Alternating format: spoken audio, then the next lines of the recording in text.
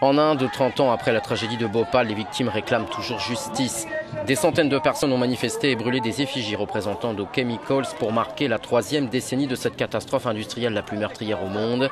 Une nuit terrible, celle du 2 au 3 décembre 1984, quand un nuage de gaz très toxique s'est échappé d'une usine d'Union Carbide, asphyxiant la ville de Bhopal.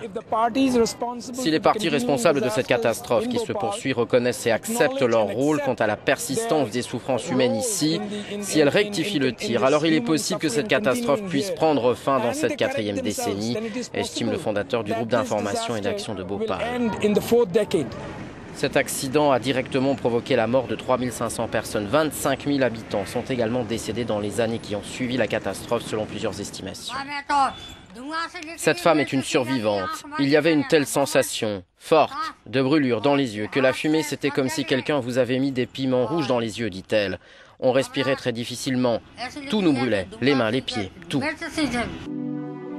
3 décennies après le drame, les demandes des victimes ont été relayées par un film engagé et sans concession, A Prayer for Rain, dans lequel joue notamment le grand acteur américain Martin Sheen.